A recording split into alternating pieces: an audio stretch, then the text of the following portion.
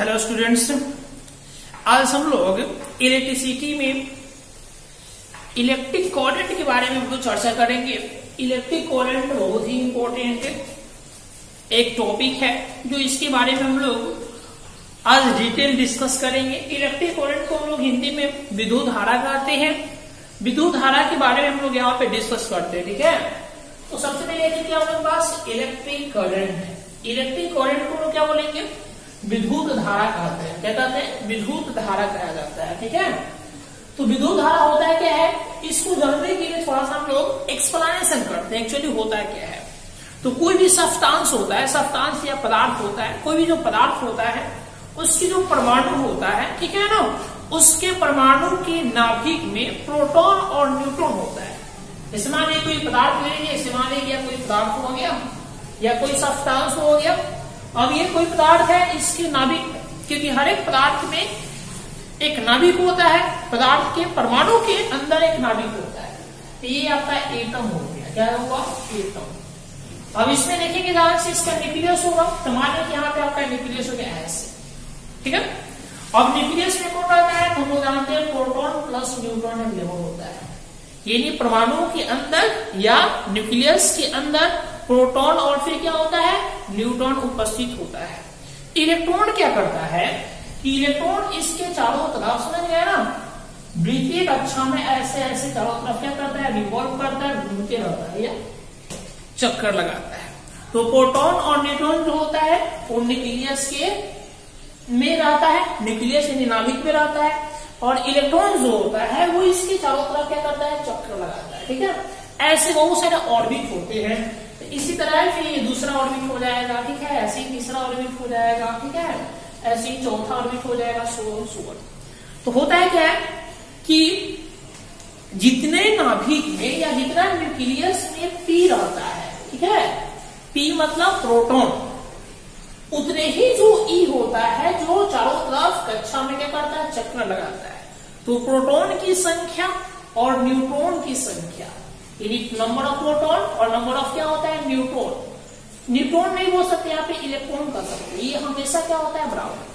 Proton यानी number of proton equal to number of क्या होता है? इलेक्ट्रॉन। क्या बोलेंगे? इलेक्ट्रॉन और प्रोटॉन दोनों की संख्या हमेशा क्या होता है? बराबर होता है। जितना प्रोटॉन रहता है नाभिक में उतने ही न्यूट्रॉन चारों तरफ क्या करता है? चक्कर लगाता है। समझ में आ गया? जब चक्कर लगाता है तो अलग अलग कक्षा में चक्कर लगाता है।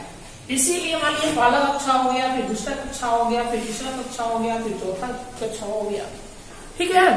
तो उस कंडीशन में क्या हो गया? अलग अलग कक्षा का या डिफरेंट कक्षा का एक कैपेसिटी होता है इलेक्ट्रॉन को रखने का।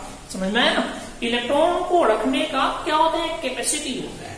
उसके लिए फॉर्मूला होता है 2n² से निकाला जाता है। केमिस्ट्री हम लोग को पढ़ना है, ठीक है। तो 2n² मतलब n जो होता है वो नंबर ऑफ ऑर्बिट को बताता है या कक्षा की संख्या को बताता है। तो इसमें कितना इलेक्ट्रॉन रख सकता है? यहाँ 1 भर देंगे तो फर्स्ट ऑर्बिट में 2 इलेक्ट्रॉन होगा। फिर अगर दूसरा में जाना चाहते हैं तो यहाँ 2 भर देंगे तो 2 × 2 का स्क्वायर होगा, यानी दूसरा कक्षा में या दूसरा ऑर्बिट में 8 इलेक्ट्रॉन होगा। तीसरा में जाना चाहते हैं तो 2 × 3 का स्क्वायर करेंगे। ये फॉर्मूला है। तो कितना होगा? 18 आ जाएगा।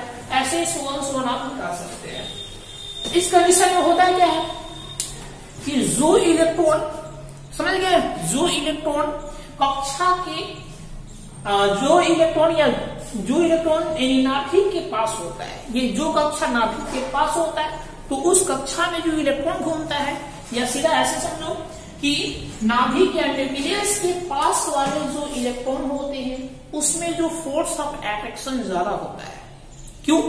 क्योंकि इलेक्ट्रॉन जो होता है वो माइनस चार्ज को कंटेन करता है, ठीक है, और प्रोटॉन जो होता है वो प्लस चार्ज को कंटेन करता है, ठीक है।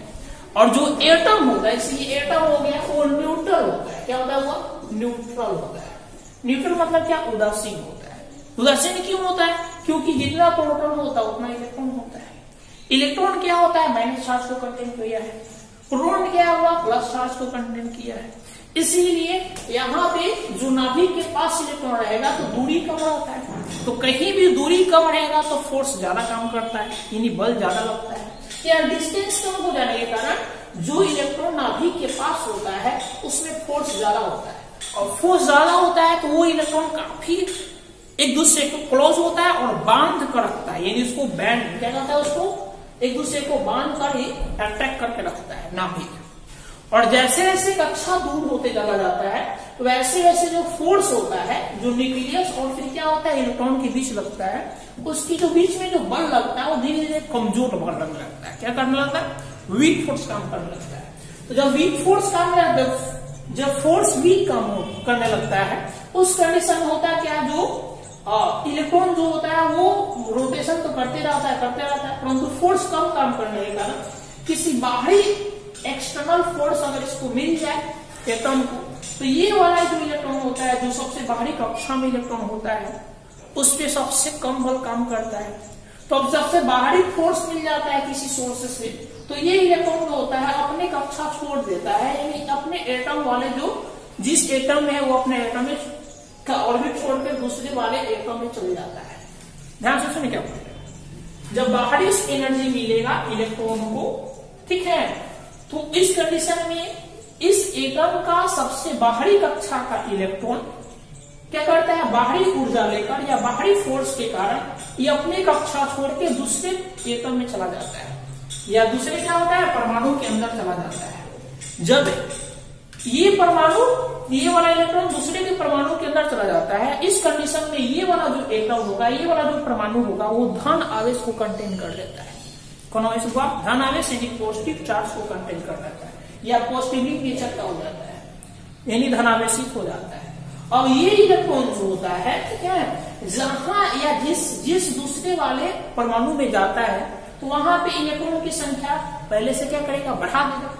तो इलेक्ट्रॉन की संख्या बढ़ जाता है तो ये वाला जो परमाणु होता है वो ऋणायन हो जाता है। क्या हो जाता है, वो ऋणायन हो जाता है। समझ में आ गया। एक और चीज इसमें छूट रहा है, जैसे जो बाहरी कक्षा में इलेक्ट्रॉन होता है, सबसे बाहरी कक्षा में किसी भी परमाणुओं के सबसे बाहरी कक्षा में जो इलेक्ट्रॉन होता है उसको हम लोग वैलेंस इलेक्ट्रॉन कहते हैं। क्या कहते हैं वो, वैलेंस इलेक्ट्रॉन, हिंदी में बोलते हैं संयोजी इलेक्ट्रॉन कहा जाता है, ठीक है। और संयोजी इलेक्ट्रॉन के आधार पर क्या होता है, कोवेलेंट निर्भर करता है। संयोजी इलेक्ट्रॉन ही कोवेलेंट को क्या करता है, मूव कराने का काम करता है या कोवेलेंट उसी से बनता है। अब यहां से देखेंगे ध्यान से, तो कोवेलेंट कैसे फॉलो करता है, तो कोवेलेंट फॉलो होने का रीजन क्या है, हम अभी बताएं। ये इलेक्ट्रॉन संयोजी इलेक्ट्रॉन ही कोवेलेंट को क्या करता है, किसी भी कंडक्टर में या किसी भी चालक में फॉलो करवाता है। अभी यहां पे देखेंगे, जैसे मान लीजिए हम लोग पोटेंशियल पढ़े हुए हैं, तो पोटेंशियल के बारे में हम लोग डिस्कस किए थे।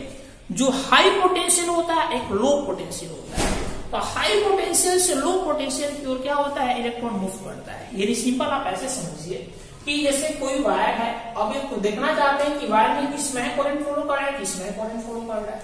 इसको जानने के लिए हम लोग क्या जानेंगे, ये डिपेंड करता है सोर्स ऑफ पोटेंशियल। पोटेंशियल क्या है, कहां से पोटेंशियल ज्यादा है, तो पोटेंशियल डिपेंड करता है सेल पर। समझ गया ना। तो सेल का जो सेल मतलब जो बैटरी होता है, छोटे छोटे से बैटरी के मिलने सेल के मिलने से बैटरी बनता है, वहां से डिपेंड करता है कैसे मूव करेगा। तो ऐसे मूव करने का सही तरीका होता है इलेक्ट्रॉन का हाई पोटेंशियल से लो पोटेंशियल की ओर मूव करता है।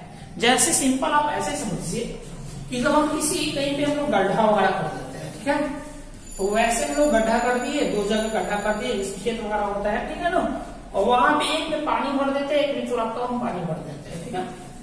एक में ज्यादा पानी है, ज्यादा वाटर फिल कर देते हैं यहाँ पे, और यहाँ पे मिनिमम वाटर है। अब ये गलती से ये वाला टूट जाए पानी, मान लीजिए पानी का, तो ऑब्वियसली बात तो ये है, इसमें भी पानी इसमें भी पानी, तो ये वाला पानी इसमें नहीं जा सकता है। क्यों, क्योंकि इसमें पानी कम है। कैसे, तो ज्यादा वाला पानी जो होता है वो क्या होता है, कम की ओर बहेगा। अब कब तक बहेगा, जब तक कि दोनों का लेवल बराबर नहीं होता है। जब दोनों का लेवल बराबर हो जाता है तो बढ़ना क्या होता है, बंद कर देता है, ठीक है ना। सेम इसी तरीके से समझ गया ना, इलेक्ट्रॉन का मोशन होता है। हाई पोटेंशियल से लो पोटेंशियल के इलेक्ट्रॉन क्या करता है, मूव करता है। हाई पोटेंशियल से क्या होता है, लो पोटेंशियल के इलेक्ट्रॉन मूव करता है। कब तक मूव करता है, जब तक क्या होता है, मतलब कि दोनों पर या दोनों बॉडी पर आवेश इक्वल नहीं हो जाए।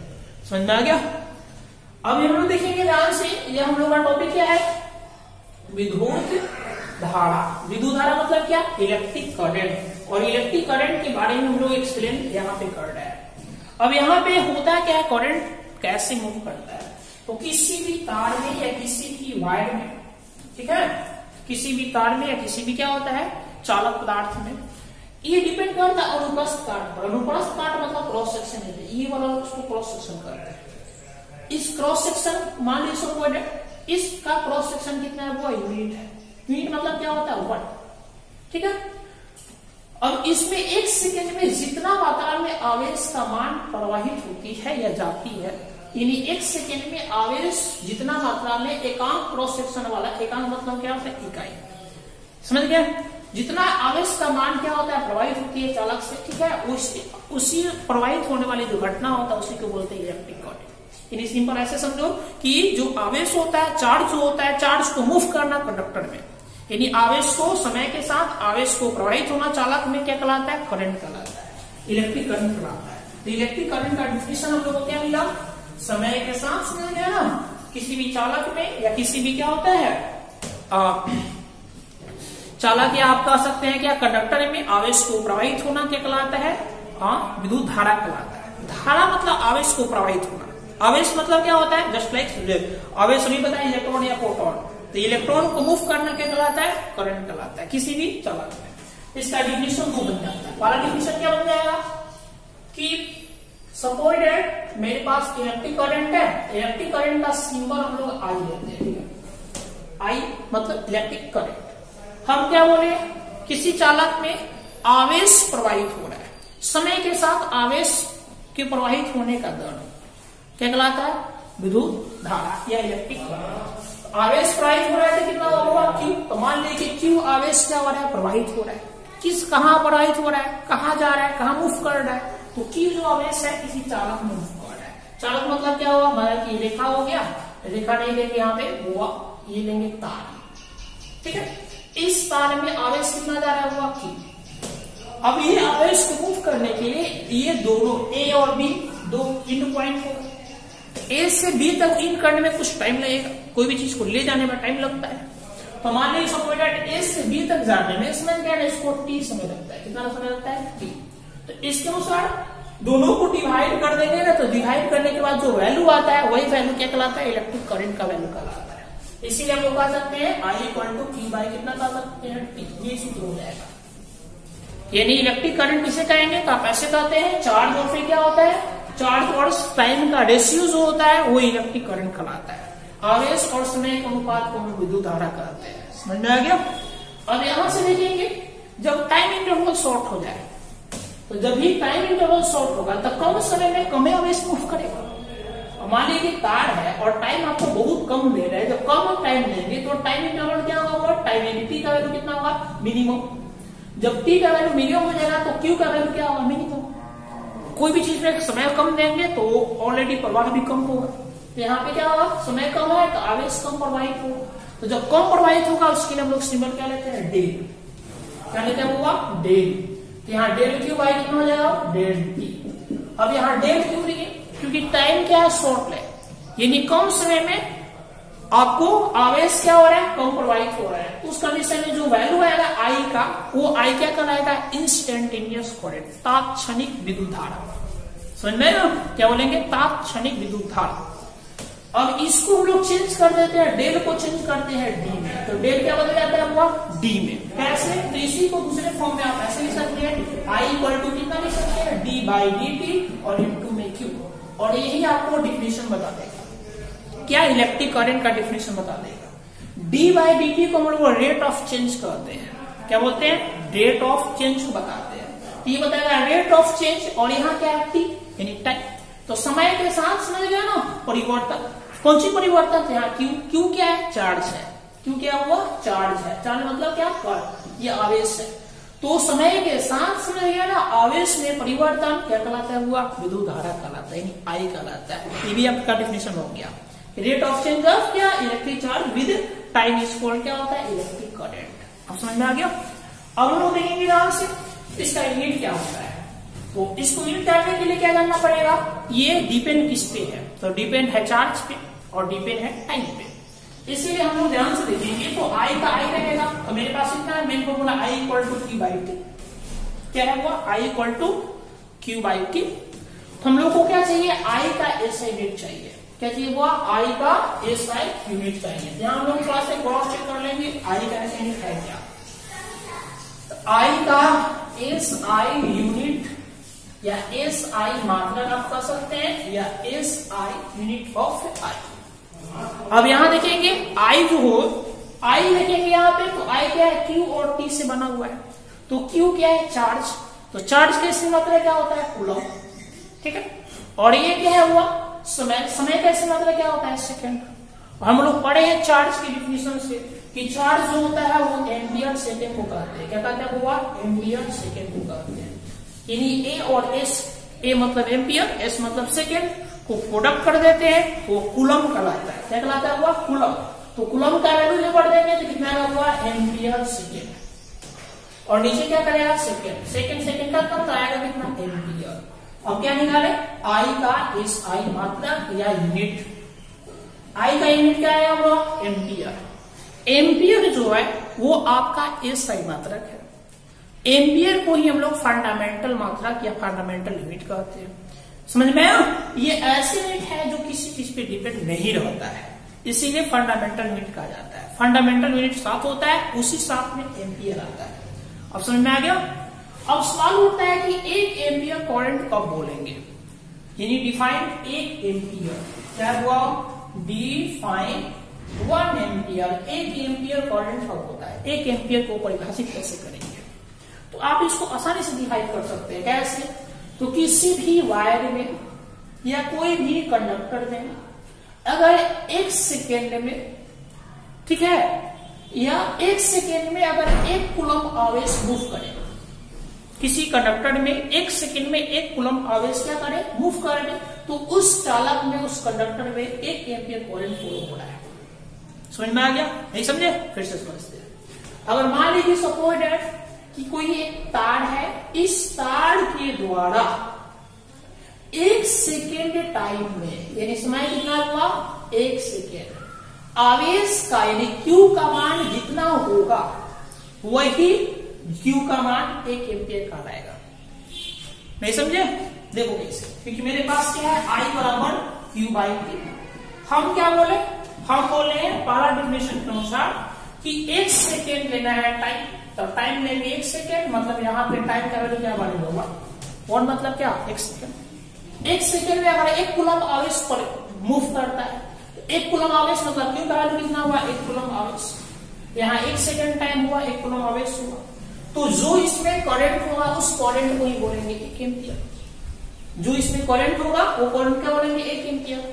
यानी 1 सेकेंड में अगर 1 कूलम आवेश मूव करता है किसी कंडक्टर में, तो उस कंडीशन में जो कंडक्टर में करंट होगा वो 1 एम्पियर होगा। कितना होगा, 1 एम्पियर।